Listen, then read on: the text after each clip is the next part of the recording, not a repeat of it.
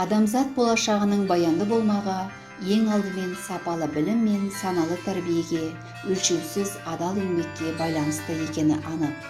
Мен Қалиолданова Айнұр Сағатайқызы, Алматы облысы Ескелді ауданы Қарабұлақ орта мектебінің қазақ тілі мен әдебиеті пәні мұғалімімін.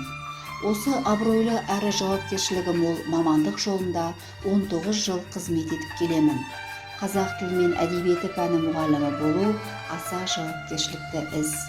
Бұл пән мұғалімі жаһандану заманына тұспа-тұс келген шәкіртінің бойына ұлттық рухты сіңіріп, тілі мен ділін берік ұстанған ұрпақ қалыптастыруды көздейді. Осы орайда менің пән мұғалімі ретіндегі негізгі бағытым рухани діңгегі мықты, білім мен тәрбие деп аталатын қос қанатын қомдаған заманына сай ұрпақ тәрбиелеуге өз үлесімді қосу. Көкірегі сезімді, көңіл ойлыға, бәрі де анық тұрмай ма ойлағанға деп ұлы Абай атамыздың сөзімен қарар болсақ, оқушының өзіндік ізденісіне мол мүмкіндіктер туғызып, алған білімді орынды қолдануға тәрбиелеп, жемісін көрудемін. Шәкірттерім облыстық, республикалық байқауларда жүлделі орындар иеленіп, қазақ тілінің мәртебесін асқақтатып келеді. Мектеп қабырғасында оқыту мен оқудың жаңа технологияларын тиімді қолдана отырып оқыту, тәуелсіз елдің сенімді тірегі, білімді ұрпақтың қалыптасуына зор мүмкіндік береді.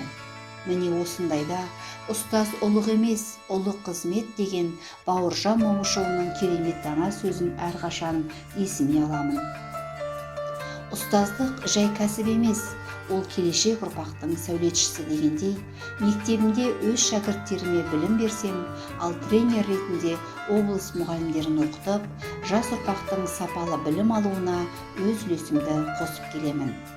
Ұлы Абай атамыздың ақырын жүріп анықпас, еңбегін кетпес далаға, ұстаздық еткен жалықпас, үйретуден балаға деген өлең жолдарындағы ойы менің де өмірлік ұстанымым.